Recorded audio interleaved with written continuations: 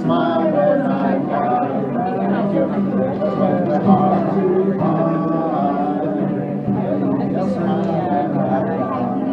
when I cry on my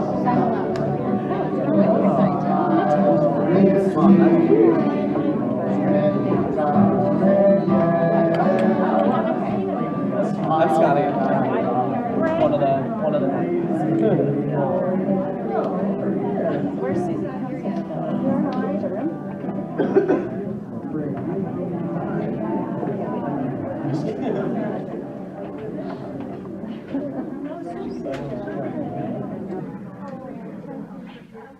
Here he is.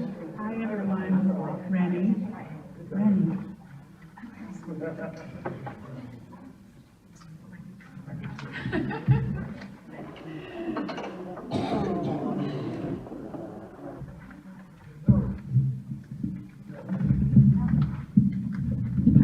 My apologies to anybody else who wants to speak today.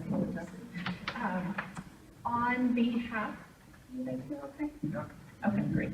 On behalf of Allison's family, I would like to thank you guys for coming together today to honor and remember Allison. It is a tribute to her, not only to share these memories and love together, but also to hold in our hearts those who could not be here in body, but who are with us in spirit. So live via FaceTime, we've got in at least 2 countries. Bonjour, Bob. Hey, Shona. We have afterwards, we'll have some yummy noshes, and then we've got tributes and poetry for our beloved wordsmith, Allison, followed by an opportunity for anybody who would like to share a memory, a story, a poem, or other expression. But before we get started, I know Allison would want me to begin by thanking a few folks. Where's Melina? Right there. Of course. Melina, thank you for all that you have done to prepare for this day and to honor and remember our friend. It's been the bitterest, sweetest gift to process and work through all of this with you. Melina and I met through Allison too many years ago, but it had also been too many years since we connected. So this is the bittersweet part. And I also want to thank JCHS for giving us this space. This is beautiful. Jan, Natasha, and Janelle, who did these gorgeous flowers. Valerie, and so many others who helped bring us together and have been so intentional and thoughtful in honoring how Allison would want us to say goodbye together. And to Allison's family, Joyce and Bob and Francois, Scotty and Matt, and Nanny's whole extended crew. Our gratitude and love to you for raising such a creative and caring soul. Allison knew love, she craved connections, and she learned from you how to make us all feel special and cherished. For those that I haven't had the chance to sob on today, I am Rennie Joint Walker, and I met Allison when we were in a drama class together at Mills College. For our class final, she and I performed a scene from The Miracle Worker, where Allison was the Annie Sullivan to my Helen Keller. And so it began nearly 30 years ago that Allison was the teacher who helped me find my words. To write about a writer is a challenge, especially honoring one who majored in poetry, because it forced her to find the exact right word to precisely convey both literal and figurative meaning, while also guiding the reader with appropriate feeling and tone. Writing and sharing these words today is a struggle of epic poetry, a task for which I would love to lean on my favorite copywriter. Allison, my aim is true, but this is hard. When I think of Allison, I think of music. Long before the internet and Twitter and blogs, Behr knew her perfect medium, the mixtape. Like so many of you, my friendship with Allison had the joys, emotions, and complexities of self-indulgent, mixed soundtracks sung by the Beatles, Bowie, Blondie, and Tupac. Her musical interests were eclectic, varied, and always open for discussion. So much discussion. In light of this, today we've made I'll call it a millennial version of the 80s mixtape, a public Spotify station titled Allison. Its purpose is to collectively build a soundtrack of shared friendships and memories. I invite you all to edit or add songs that remind you of her, and so that her memory may be a blessing of music, words, and connection for all of us to hear. And if you don't feel like adding songs, do as Allison would so often do for me, just simply pour a cup of coffee and listen as we remember a giving spirit and kind soul. I shared this reading that I wrote this morning with my husband, who had just returned to our home in Washington from a week-long backpacking trip. And he reminded me this morning of a story that I had forgotten. It was right after 9/11, and Allison, like all of us, had so many questions. We were walking down Polk Street after dinner, and he was telling us about Afghanistan, and he launched into a very thorough, multi-century military history of the Kashmir region, as he is wont to do. And Allison just quietly started, dun dun dun dun, Led Zeppelin's Kashmir. So good. I once made Allison a mixtape containing the psychedelic furs Ghost in You, and she demanded an explanation. She listened patiently, showed no emotion, and then she turned at me fiercely with those piercingly amazing blue eyes and yelled, "Liner notes! I need liner notes! Where are the liner notes?" Banging on her steering wheel for emphasis. And we burst into laughter at a joke that felt crazy and yet completely rational, with the intimacy of a rare, authentic, and brave friendship. So today, for dear Allison and for all of us who loved her and her sweet, sweet words and music, I will attempt to read the liner notes to a friendship that will play on, even as the tape is ended on the A side. Ubiquitous and obvious, Allison's liner notes must include Elvis Costello's Allison. Lena says no. I love the story that she told of meeting a guy once, and after she told him her name, he sang to her, "Allison, my name is Drew." She loved malaprops and misheard lyrics, and we would crack each other up with, "Hold me closer, Tony Danza," giggling saltwater taffy laughter for literally decades. An inside joke was never lost on Allison. Her memory of a phrase, a character, a line were unparalleled, as was her wit and timing. Dun-dun-dun, dun. I could tell the story of 1,000 rainy days since we first met, and the big umbrella of Allison would have to include the police. She told me over sushi years ago that whenever she heard the police on K-Fog, she just knew that angels were whispering to her.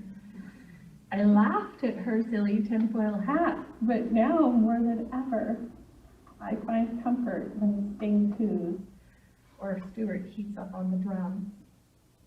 Allison often spoke in hyperbole, so I'll steal from her playbook and say that she was the most appreciative person ever of inspired expression. She thanked the creative gods when she found brilliance in music, books, vegetables, movies, these flowers, and the greeting cards that she'd spend hours shopping for, and in which she'd write the best notes. Our love for her goes on and on. Allison knew how to honor and celebrate moments big and small, and no one else was better at bringing reverence to any occasion. It could be a casual coffee date, a little pop of color on a foggy gray day, but that girl would cheer it on. She drove me to my wedding 20 years ago, and of course, there was a mistake. We rocked our gypsy souls to Van Morrison's Into the Mystic, which is the perfect song by which to remember Allison. Foghorns metaphorically offered the comfort of calling home a magnificent soul. Let your soul and spirit fly. Joyce, I remember a car ride. I don't know if you remember this, but I think, where's Aaron?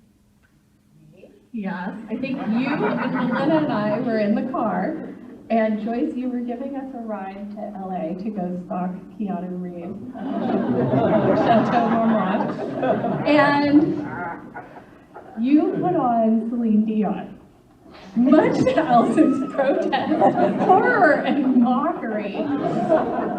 Now, I was a closet fan of overproduced, sentimental, big, bold ballads myself, and I absolutely loved it. Just as she loved you. With all the long, sustained high notes and crashing, sappy heartache of 90s chart-topping love songs. Near, far, wherever you are, Allison, our hearts go on. But this sure as shit feels like a fucking Titanic loss. I can't think of Allison without profanity, because despite her poetic mastery of the English language and written word, that girl could cuss like a badass mofo sailor. Allison loved live music, and we saw a lot of shows together. Ben Folds, Neil Young, Metallica, so many. We were both touched when we heard a song by Nils Lofgren at a bridge school benefit, which he dedicated to another great San Franciscan lost too soon, Bill Graham. And the song is We Cry Just a Little Bit Because We Loved You So. Allison, this city is you, and it will never be the same for me without you.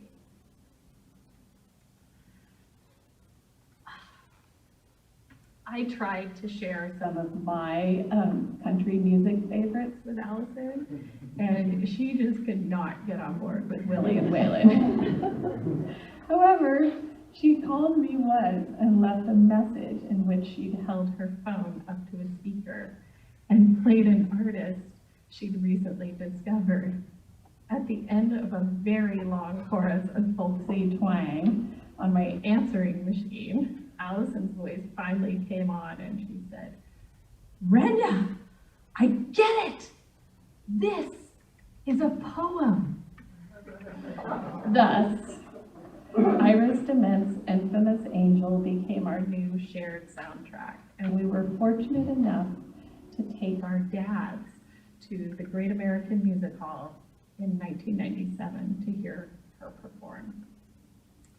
Bob Behr and Tom Joint, thank you for being a part of the best double date I've ever been on.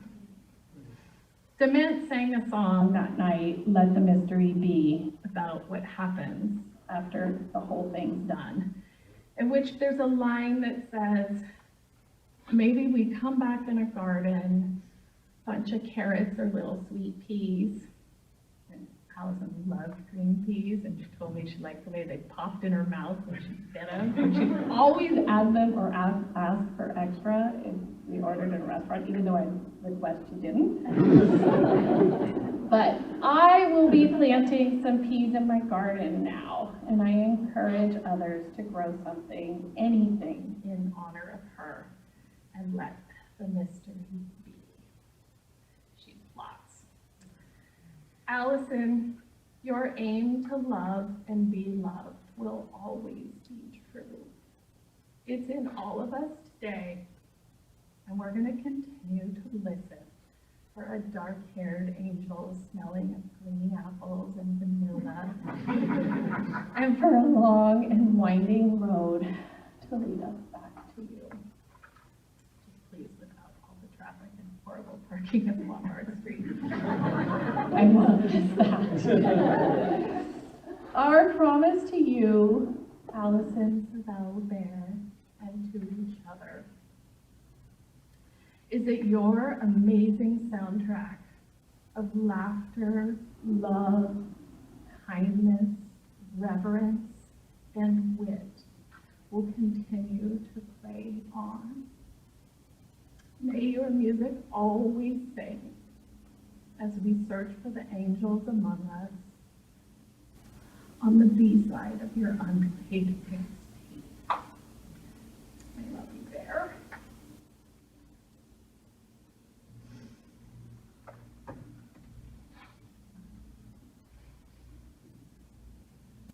And on that note, Ken, music was such an important part of Allison to all of us. I hope I invited Ken Kramer, who was our boss at Camp Longa, to lead us in a circle game on the side of your program.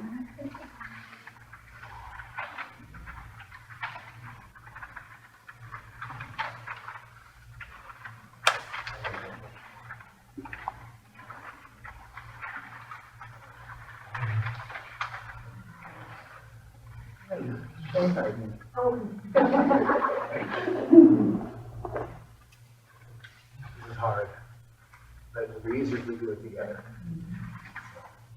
I like a mixtape. This is not a performance. Something for the voices. Yesterday, a child came out to wander on a dragonfly inside a jar.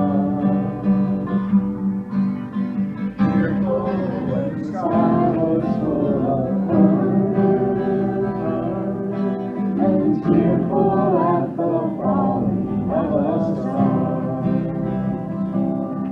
And the seasons, they go round and round, and the painted ponies go up and down. We're captured on a carousel of time.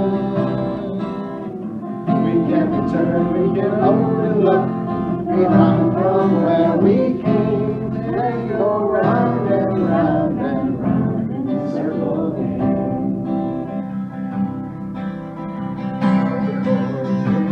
Times round the seasons, skated over 10 clear frozen streets.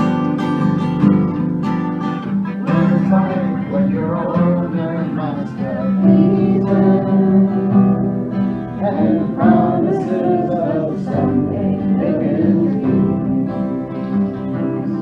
And the seasons, they go round and round, and the painted ponies go up and down. We're captured on a carousel of time. We can't return, we can only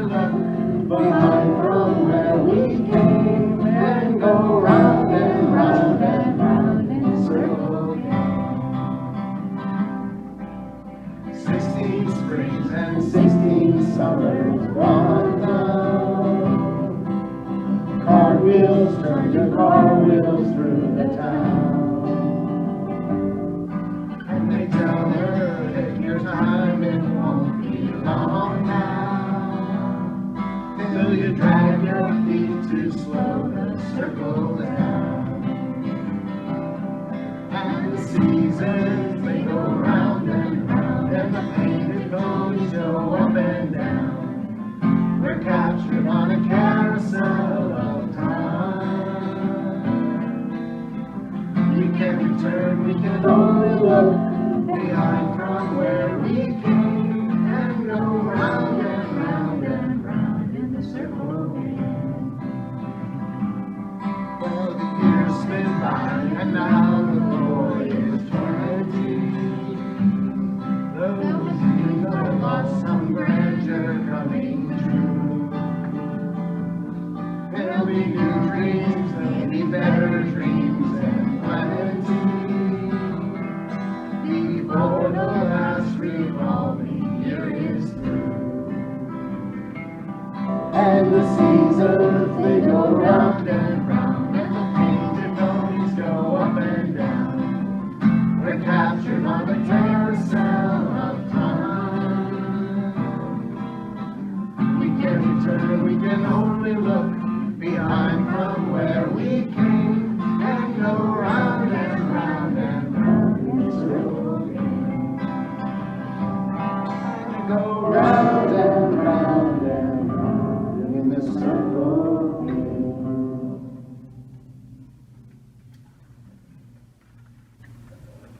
I'd like to invite up Natasha Litt, who was one of Allison's favorite campers a few years ago, and Natasha and her wife brought the flowers for today. That was all my wife. People would pay me not to do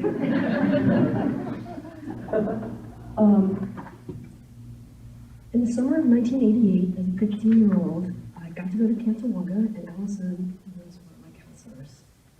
And the first thing I want to remember with you up here together is how cool she was. And how to introduce you to the coolest music. I could spend the next 20 minutes going through this. She always had a pair of cool sunglasses good to go. It was a place ridiculous.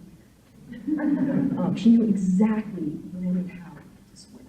And she was the kind of early adopter who gives to popular kids what popular kids are to the rest of us. She just radiated ease and confidence and simultaneous seriousness and fun. And she tilted her head slightly back and just fixed her an unreadable gaze on you with those ice blue eyes, and you had no idea what was going to happen next, but you knew it was going to be cool.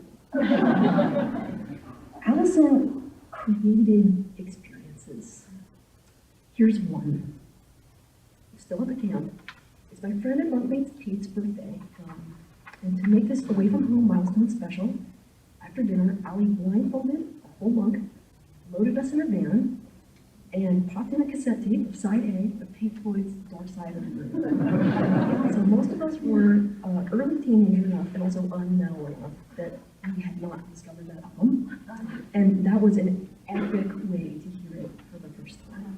Not seeing anything, not knowing where they were going, in the middle of the forest, immersed in a sound tank with a dozen best friends. Every aspect of music soaked in. The exuberance, the dark cynicism of it, the racing passage of time, and all the different ways we could choose to use it. When the van parked and the blindfolds came off, we saw we were up at the ridge above camp just in time for an every color sunset. We watched the sky darken into densely packed stars while listening to side B and tailgating hot cocoa and marshmallows. Simple basics combined surprisingly to make magic. That was Allison. Allison saw me.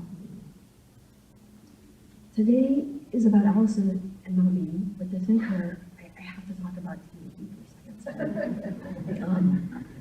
At that age, I was having a really hard time, on top of the usual teenage angst. By then I understood that I was drawn to science and engineering in a culture that turns women away from science engineering, and that was hard. I didn't yet understand that I was gay. I didn't understand how profoundly unseen I was in my loving but dysfunctional and preoccupied family. I didn't understand that I have depression, that it's a chronic medical condition that's genetically inherited, that I will have to manage it effectively for the rest of my life like diabetes, or it will do me. What I did understand was that I was different and not the way girls were supposed to be, and that every day I thought about killing myself. Allison saw me struggling, and she made it okay. It was safe to confide in her about anything. I had never been able to talk to a trusted adult before about what was really going on in my life and my head. With Allison, you could, and she got it. She understood what it was like when your parents' marriage didn't work. She knew what it was like to hate yourself and work through the awful feelings towards your bed self. And you could also completely lose your shit with her, and she was just perfect. And Allison saw my best self, where I could only see misfit in my teenage stupidness.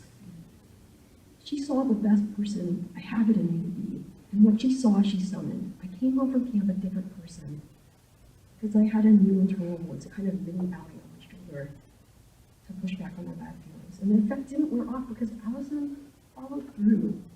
She stayed connected, she cared, she wrote. She wrote. Allison could write. Even at that age, it was crystal clear, as cool and real as she was in person, as much as she could recognize and name exactly what made you unique and special. Somehow she could achieve multiples of that with just a fraction of herself that was words chosen on paper. And her letters got me through high school. It just made all the difference that someone saw me and needed. Allie, you were like the big sister I never had, and your powerful witness of me has resonated across a life and through to the lives connected to mine. I owe you my self-acceptance, my career, my family. I can't believe you're gone, but even when you're gone, you're here, and what I'm able to do because of you. Will always be grateful.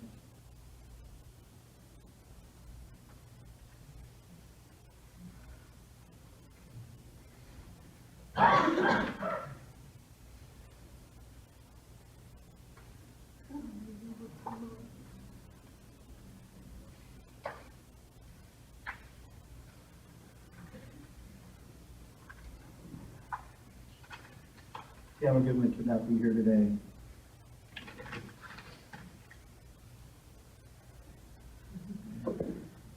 Excuse me. Glasses are using.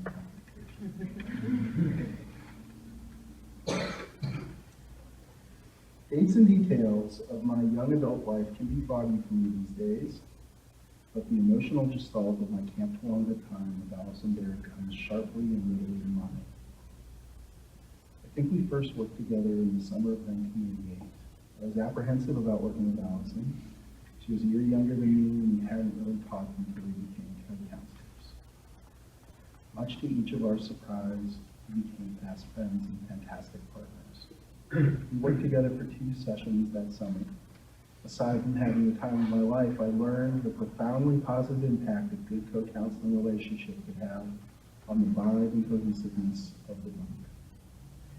Allison and I enjoyed each other immensely, respected the other's voice and decisions, and were naturally playful and silly together.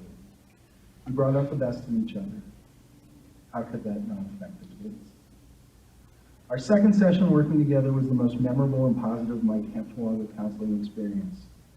We survived a crazy backpacking trip to Bloody Canyon, did lots of creative programming, laughed uncontrollably, engaged in many heart-to-heart conversations, and had a ton of fun. It really felt like we built a big happy family together. At least 4 of the 12 girls in that bunk became staff members in the years following.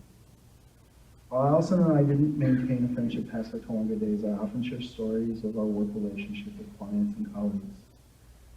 We do so to illustrate the positive impact parents and leaders can have in family and other systems by modeling and engaging in joyful, collaborative, and respectful relationships.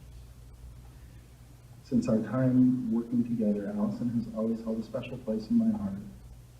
Her memory weighs heavily today, knowing that she is gone. I hope what remains for all of us is the joy and love she brought into our lives. May her memory be a blessing to all of us and all those she touched.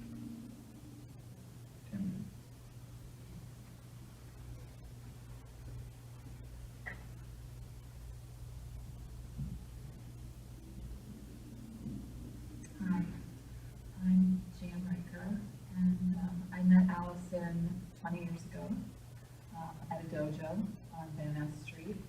I was there with my then 4-year-old, and he was doing a yellow belt test. And Allison was intently watching a test because as it turned out, I later learned that she was next up for the black belt test. And she was sitting, like I was here, I can remember even where the column was, and she was over here. She actually wasn't that friendly. She was very intent on watching this because of what was going on with her, because she knew she was next. And I was very intent on talking to her because I just felt drawn to her. I don't know if it was that tribal thing, but I knew I was very drawn to talking to her. And she told me what she did. And at the time, we were working on starting the school, a group of us.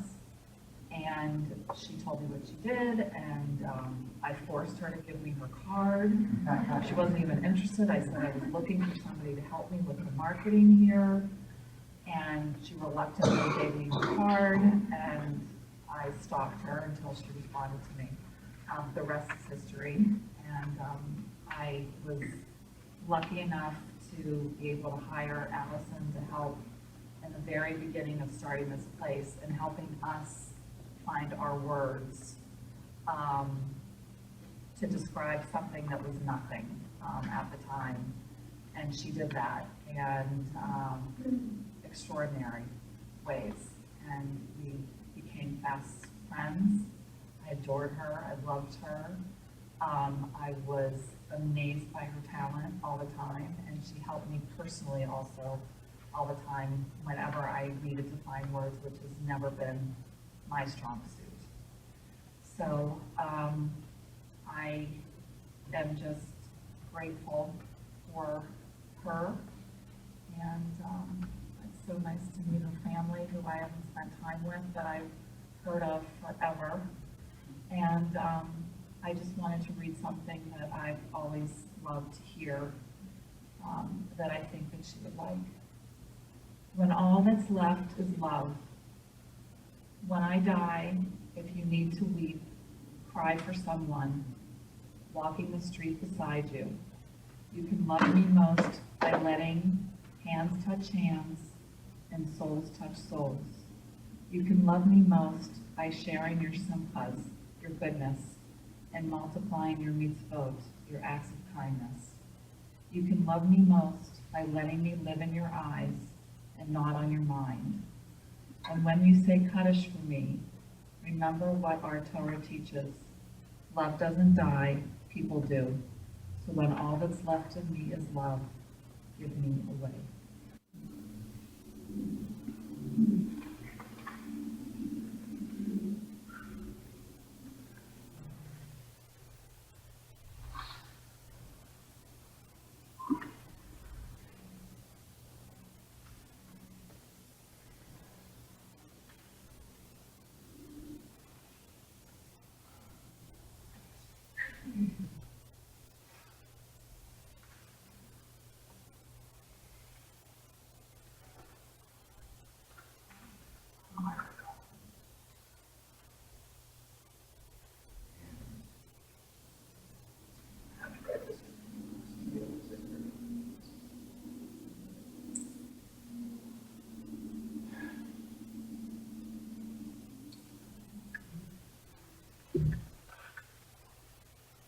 Feel like I have the most amazing and fortunate opportunity to share two very different worlds. I first met Holly when we were members together in Florida 31 summers ago. Nearly 30 years after our dads became good friends.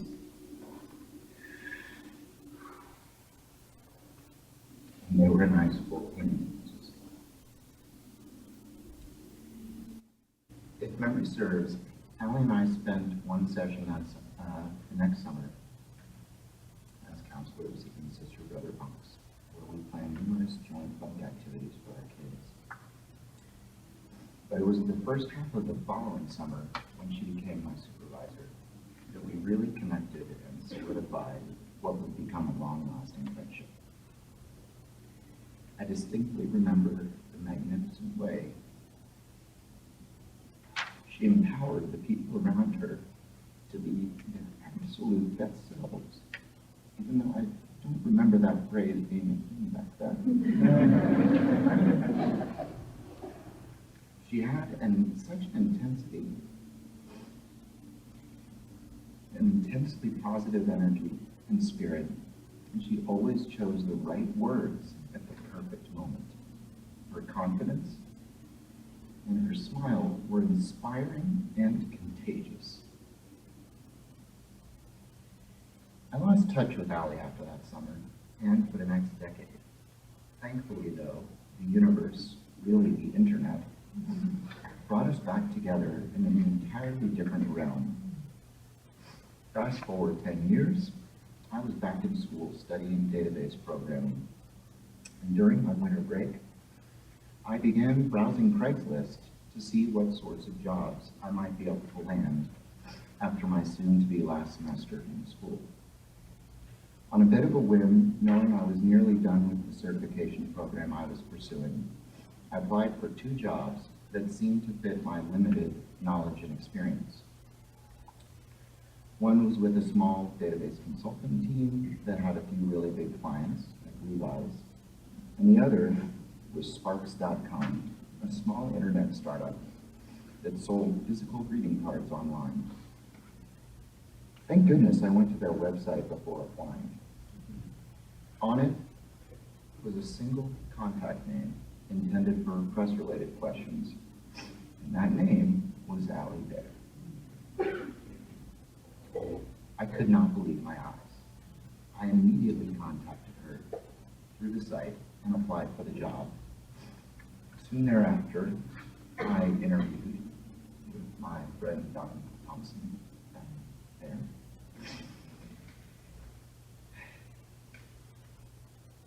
And got a chance to reconnect with Allie too. Needless to say, I was offered and accepted that job later that week. We were both so stunned to have found each other so far removed from anything camp related. During our short overlap at Sparks, we spent a ton of time together as our little work crew was committed to working hard and playing hard. Less than 6 months later, Allie left Sparks to start Smarty Pants. Thankfully, our reconnection would continue to grow stronger.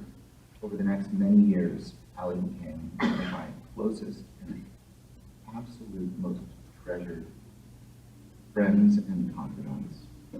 She was very often the person I would call to share my triumphs, but more importantly, the one I would turn to when facing what felt like major challenges and hurdles.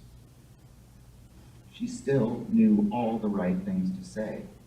She would make me laugh with such ease. We just shared an incredible chemistry and could and often did literally talk for hours at a time. I simply feel so honored and blessed that Allie was part of my journey. As a colleague, a true mentor, and most of all, very special.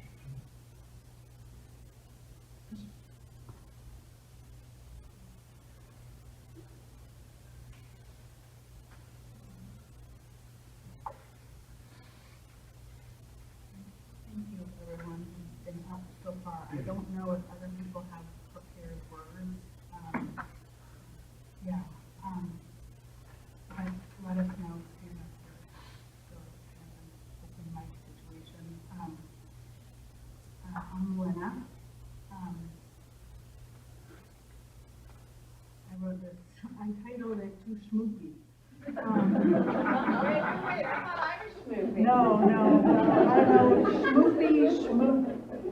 We also had the nicknames of Lukshmi and Usha because we were there's a picture in the slideshow, I think, of her with being Indian because we represented the country of India during the Olympics at camp.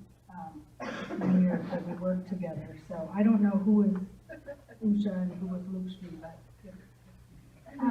and I really appreciate, the swearing, because Allison was excellent at it. Not too much? Just enough, okay. All right, I got one in here for you. Too schmoozy. I kept putting off writing this. If I don't write it, I don't have to read it. And if I don't read it or write it, this day wouldn't be happening. As a great local rabbi said to my family 6 years ago, when faced with deaths in our family, what the fuck are we doing here? This day, these months, have been just as surreal to me. After having Allison in my life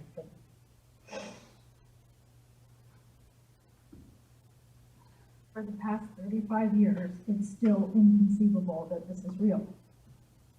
I met Allison around this time of year, session 1, Camp Tawonga, 1984. She was in my cabin, actually mine and Natasha's, who's also here today. And though she was new to camp, she fit right in. She was the cool girl from Burlingame, wherever that was. And better than a lanyard or a tie-dyed t-shirt, Allison was my prized possession from camp that summer. And she and Natasha and I were like peas in a pod freshman year of high school. She came to my school dances and youth group events, even my confirmation service. We went to concerts together and Haight Street for tomato chop suey near her dad's apartment on Central Avenue. Allison was always way cooler than I was. She knew which bands were awesome, had their records, went to their concerts. In fact, she gave herself a black eye, dancing to Billy Idol's Dancing with Myself. Freshman year, she gave me a piece of advice that I never forgot. When you break up with someone, don't listen to the radio. She was right then, and that advice is still true today, although it's more about when you lose a friend, don't listen to music, because it will all remind you of them. From The Who, to U2, to Indigo Girls, to The Police, to camp songs, and of course the Beatles. They all remind me of her. And then life intervened and we lost touch during high school, but once we were back at Camp Tawonga, summer of '89, we were once again thick as thieves, the way it would be for the next 30 years. Although we went through a couple of breakups, we were like that couple that always found its way back to one another. Allison was the Yenta, for my now ex-husband and me in 1990. She knew I had a crush on him, so she told him. And 5 years later, we married and Allison was in our wedding.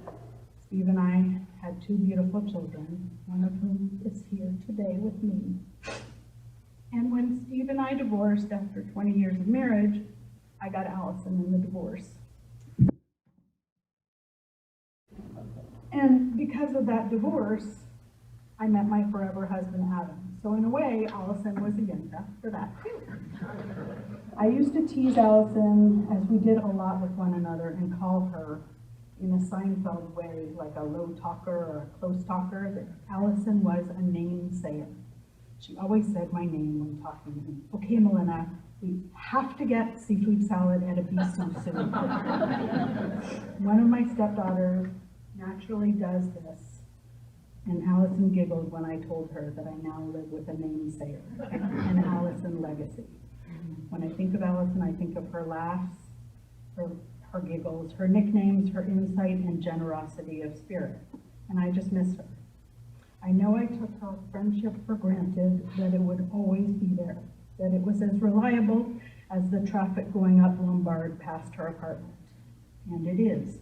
I hold it in my heart, and I am grateful for the love she gave to me and to all the others that are here today and those who could not be. I got to see Paul McCartney this week with Adam. I could feel Allison there with me, and therefore only cried one of the 3 hours that he played. One of the songs that he sang was Here Today, which he wrote after John Lennon's death. And if I say I knew you well, I'm not as brave as Remy, I don't sing, you're grateful for that. And if I say I knew you really well, what would your answer be? If you were here today, well, knowing you, you'd probably laugh and say that we were worlds apart. If you were you are here today, but as for me, I still remember how it was before, and I am holding back the tears no more. I love you. What about the night we cried because there wasn't any reason, left to keep it all inside, never understood a word, but you were always there with a smile. And if I say I really loved you and was glad you came along, then you were here today, for you were in my song.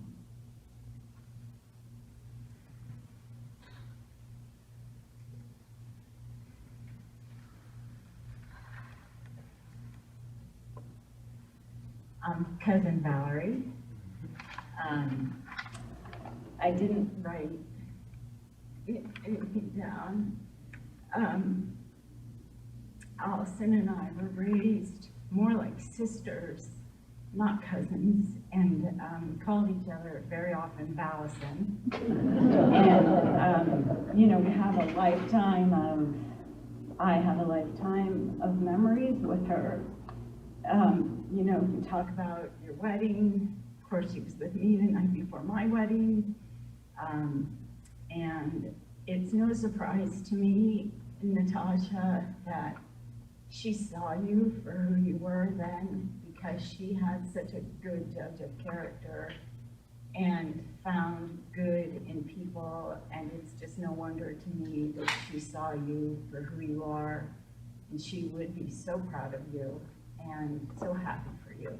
So thank you for just living for her.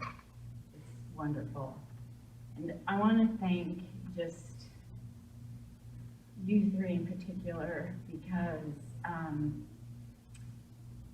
you know, we all hope to have wonderful people in our lives, and you three, thank you from the bottom of our hearts for everything you've done.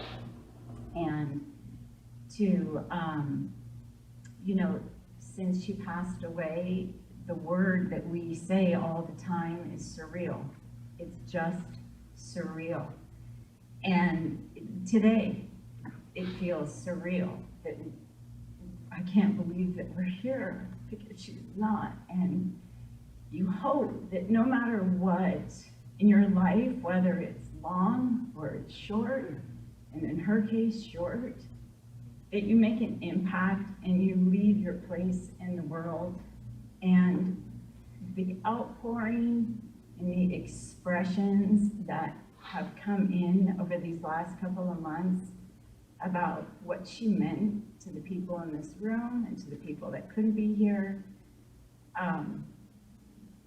her gift of writing, her gift of laughter and wit and cynical sense of humor, which was so flipping funny. And after hearing you guys talk, I feel so much better saying fuck, which is my favorite word in the entire world. And now I'm just gonna say it all the time more and know that it's for good cause. And that is what I'm so happy about that. And yeah.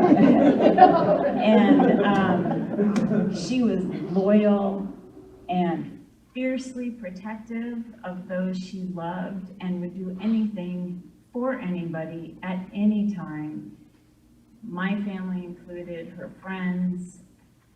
And she, no matter what she was feeling on the inside or what she may have been feeling, she made you feel like you were the most important person in the world, and that's a gift. And I started thinking about, well, what would she say if she were here, and what she would do? And I think she would come barreling through the door late, and I'm so sorry for being late. There was traffic, or she would just have some funny story about why she was late. But I think she would come into this room full of gratitude. And she would say thank you. And she would say it in the way that she was so good at saying thank you. She would say, oh my God, thank you so much for doing this. Thank you. Oh my God, thank you. Thank you for coming down. thank you for being here. And I just want to say from us, thank you. Thank you so much. And whether it's early years or her Tawanga years, or whether it was a professional relationship, a family relationship, thank you. Thank you for loving her. Thank you for giving her life purpose. And thank you for just holding her memory now in your hearts and keeping her alive every way that we can with all the memories and the reminders that are everywhere in San Francisco and beyond. So thank you, thank you, thank you.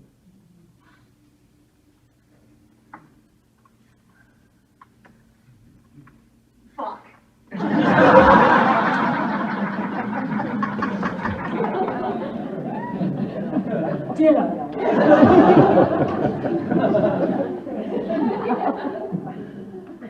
First of all, I want to especially thank Melinda, Rennie, and Jan for wanting to honor Allison's memory in such a thoughtful way.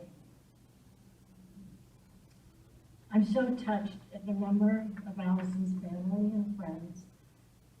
They're here today to honor her.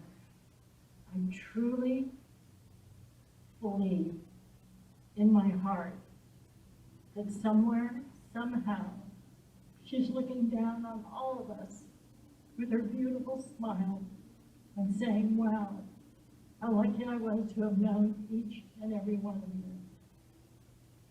So I just thank you all from the bottom of my heart for being here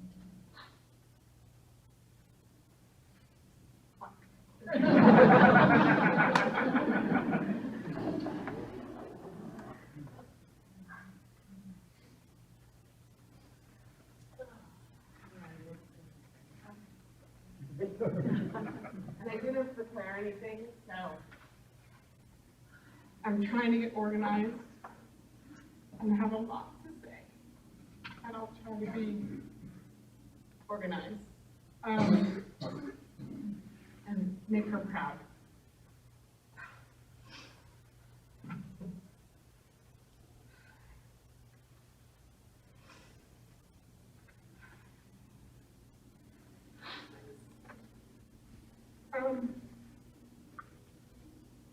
She'd be mad at me for crying. She'd be giving me such a hard time right now, in a really good way.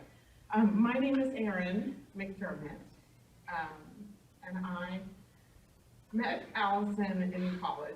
She's my best friend from college. And when I met her, 1990, when I met her, she probably would say that I seemed very confident and had my act together, but I was somewhat lost and had been for a while. So I really wanted to be a writer, and then I met Allison. And gosh, she was so brilliant and so amazing. And we took our writing courses together. And I mean, I just knew right away. She was so much better than I would ever hope to be. But she didn't in any way extinguish me. She inspired me and she made me better. She's probably the only person in the world I would ever let read my writing. I'd still love to be a writer. But now there's no one to look at it because she's the only person I would ever let look at it.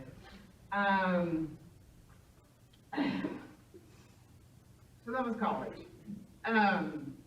So we have some similarities in our family histories, very different families, but some similarities. We can always compare notes on each other's families. We would talk about our parents of origin and our step-parents, and I don't think either of us had a ton of angst about, you know, our parents and our family arrangements. We would just compare notes and share. We'd always check in. She would say, how's this person? And I'd go, well, how's your mom? And how's Bob? And how's your dad? How's Scotty? And how's that?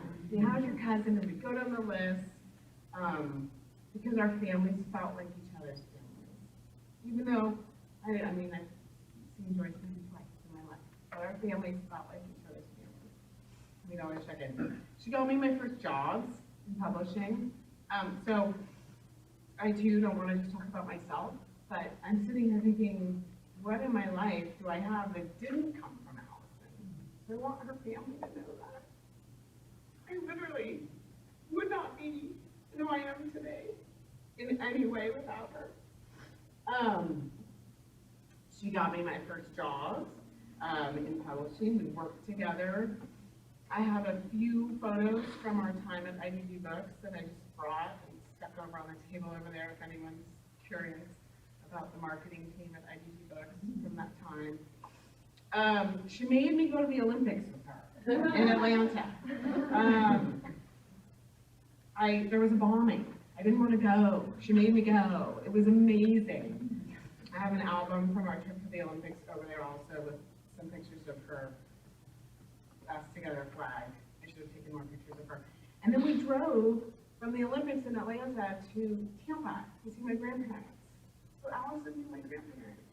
And they're not here anymore. But how many people knew my grandparents? Not many, but Allison knew my grandparents. So I have pictures of her with my grandmother. So that's very special. She knew my first husband. She approved of my first husband. And then when he turned out to be not the best husband, I would say, Allison, how did you let me do that? She'd go, no, he seemed really great. And I would go, right? He seemed really great. So she kept me sane in that way, my witness.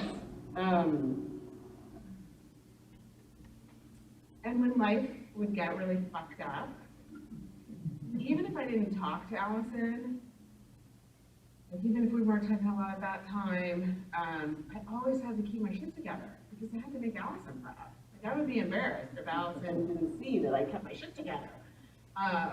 She had high standards, right? I had to live up to those. Thank God. And sometimes when boy troubles were overwhelming, like, God, I wish we could just be a couple. Like, we could just do so much. And I could just be a couple. And then I'd be happy. And I'd be like intellectually stimulated and like she's so gorgeous and it would just all work out. I'm really mad because even though we would drift in and out of touch over the years, I always had the sense that we were doing this together. We were going to come back together. We're supposed to be writing together. We're supposed to be sitting around like old ladies together, comparing notes again. I'm very, very sad that we're not continuing to do this together.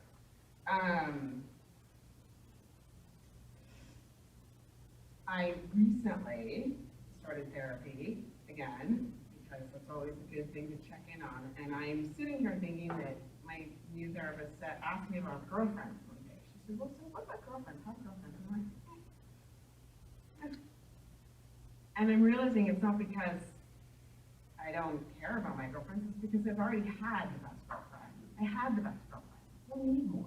I had Allison. I have 3 sisters, I have 2 daughters, and I have Allison. She would always be, you know, the perfect thing for my heart. I'm really, really gonna miss her. And everything else everyone said, I have a mixtape at home, I think labeled Schmoopy, those eyes, that writing,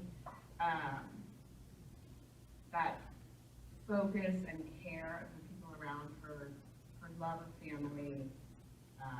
I'm just really, really gonna miss her.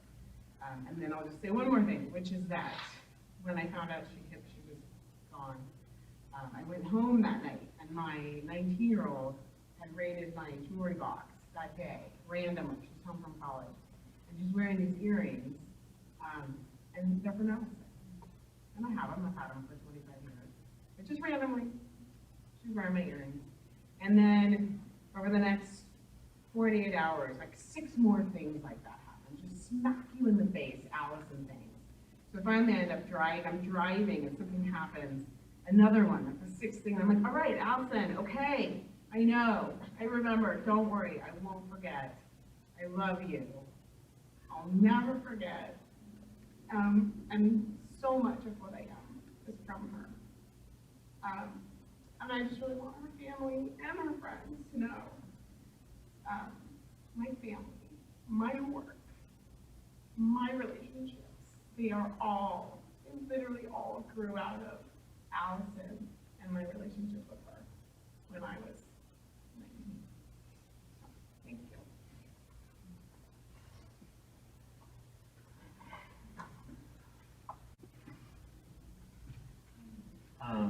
I'm Scotty, one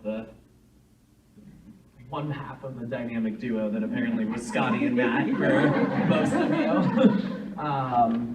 And I have a poem, but yeah, it's one of those things where, you know, I think no one obviously wants to think about, well, what will my memorial service be like? But I think like this is what everyone I think hopes for out of life, is to have the people that we always grew up hearing about. I mean, these names, these like iconic Rennie, like that was Melinda. I mean, like these like iconic names, Susan Miles. Like I mean, all these people who it's like, you know, Jesse. I mean, people like, you know, you were in the picture way before Matt and I ever were. But like, I mean, people who, it's just so awesome to meet all of you, because all of you were her. And, you know, she was our aunt for all intents and purposes, and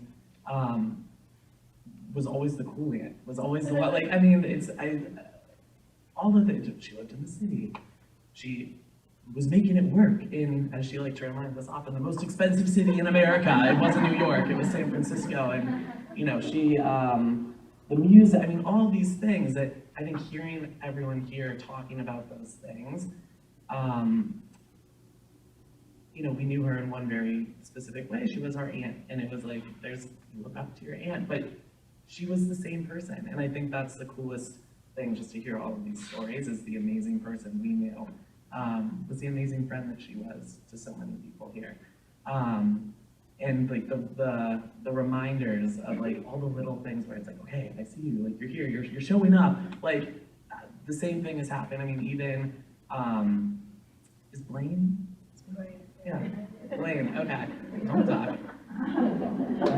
I was looking at, so one of the things that happened this week, I had never seen the movie Steel Magnolias. I know. Until Auntie Allie was like, you haven't seen Steel Magnolias? And again, like, I think it's part of that whole, she could see something, she's like, you don't know yet, you're gay and you haven't seen Steel Magnolias? Like, what the fuck is wrong with you? Like, she didn't say that, but literally, I was scrolling through Instagram this week and there was some post about the colors of someone's wedding being blush and bashful, exactly.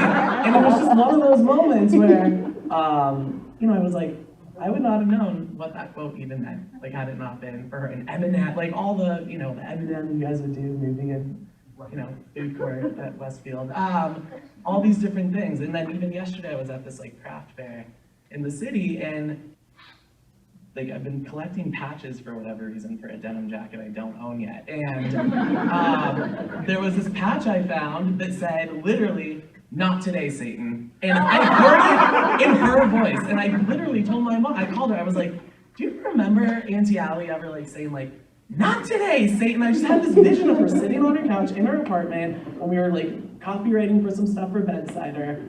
And it was just, there are these little things you see where you can't not hear her saying it, or you can't not see her doing it, or you can't, I mean, greeting cards. This fair I got this patch at, there were so many cards, I was like, oh, Auntie Allie would have sent me that card. Oh, Auntie Allie would have sent me that card. And we keep talking about her as a writer, and she was this amazing writer, but the writing, the handwriting, like that, there was like her own typeface. It was like Allison, and it was like the curls and the little hearts on top of the eyes, and you know, just like all those little things that I think when someone is still with you physically, you take for granted. And you know, looking back now, it's like, oh, I could just have a stack of those cards still. Just even look at like how the A's were curled or how the I's were hearted, all those little things. And so it's just, the bottom line is it's really amazing to hear that person that we got to experience as an aunt is the same person that she was at every point of her life. And so with that, this poem is called "Do Not Stand at My Grave and Weep." by Mary Elizabeth Fry. And I know it sounds like I picked this poem now, by the way I introduced it. I didn't, but I'm excited to read it. Do not stand at my grave and weep, I am not there. I do not sleep. I am 1,000 winds that blow. I am the diamond glints on snow. I am the sunlight on ripened grain. I am the gentle autumn rain. When you awaken in the morning's hush, I am the swift uplifting rush of quiet birds in circled flight. I am the soft stars that shine at night. Do not stand at my grave and cry. I am not there. I did not die.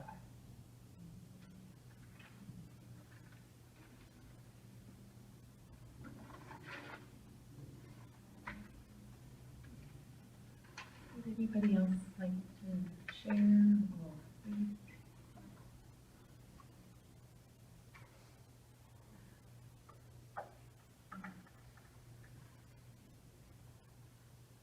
I'm Susanna, but Suze is what Allie would call me. She was Suze! Suze! So, she went Suze, and I really put my head in the sand on this one. I didn't want it to be,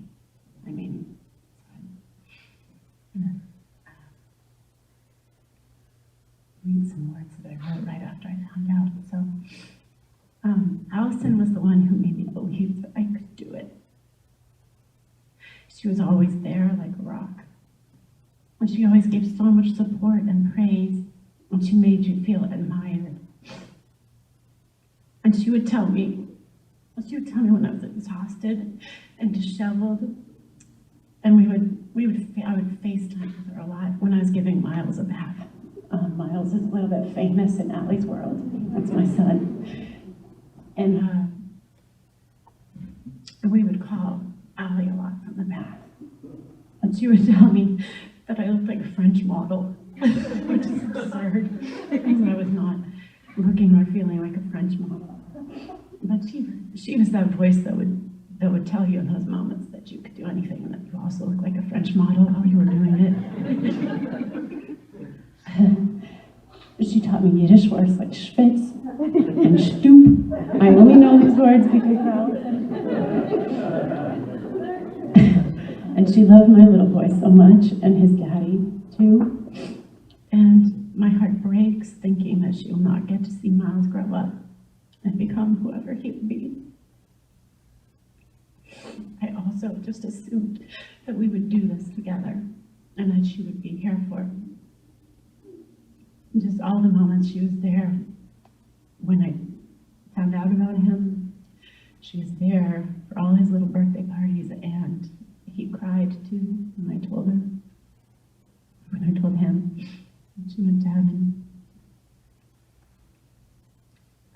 I just always assumed she would be there, and I didn't realize how much I just assumed that we would share touching moments and funny moments. I used to text her every time I was squeezing into a pair of Spanx before a gig. And now I don't have anyone to text to tell them I'm squeezing into Spanx. I'll text you, can I? Because I will probably the rest of my life, because Lord knows I'm going to be in the Spanx probably from here on out. I will text you.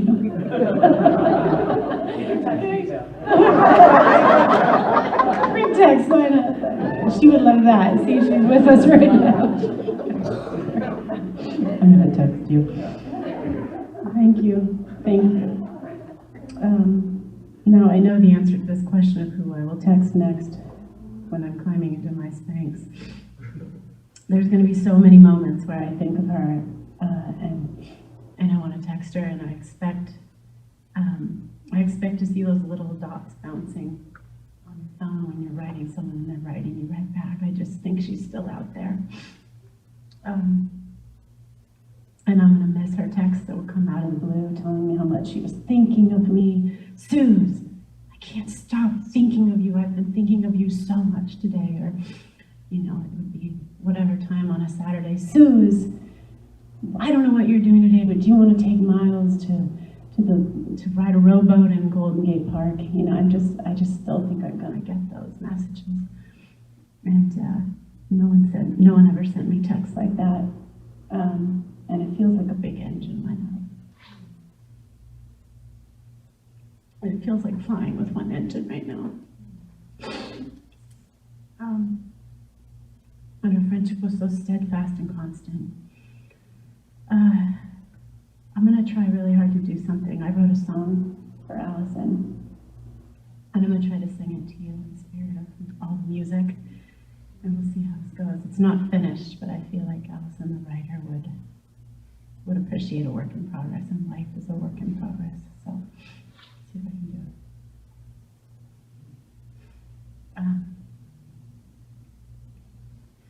On the day that she left us, the sky, it was crying, and the raindrops, they looked just like tears.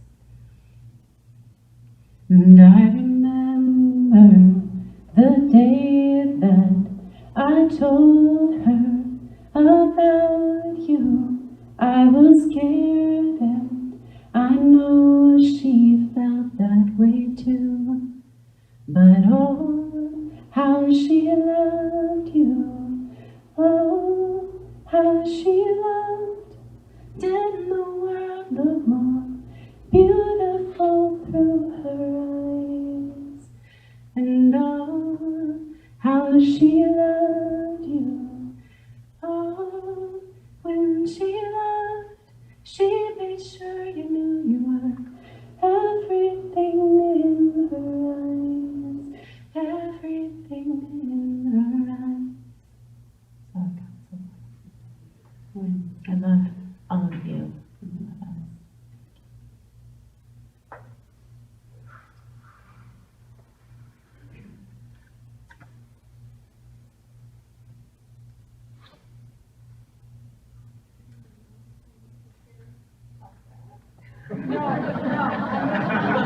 Opening up the floor here, but, no, we will not talk.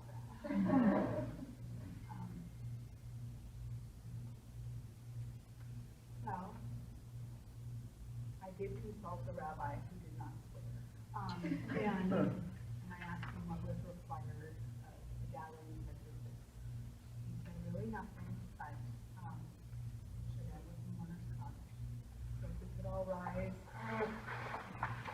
Say the word of Kaddish, and then hug people and love on them like she would have liked.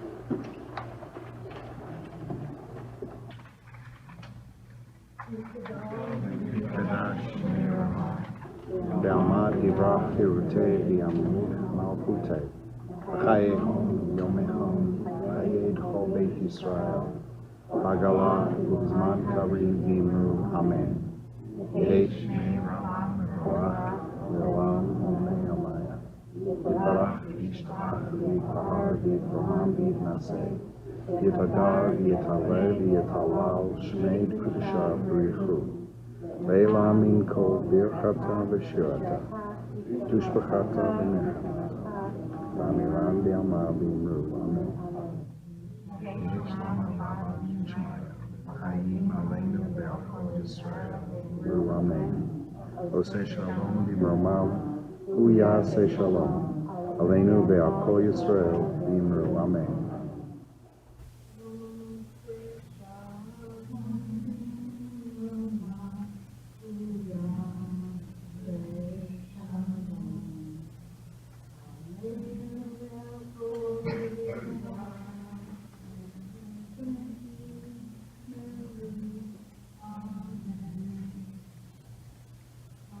Thank you all for being here.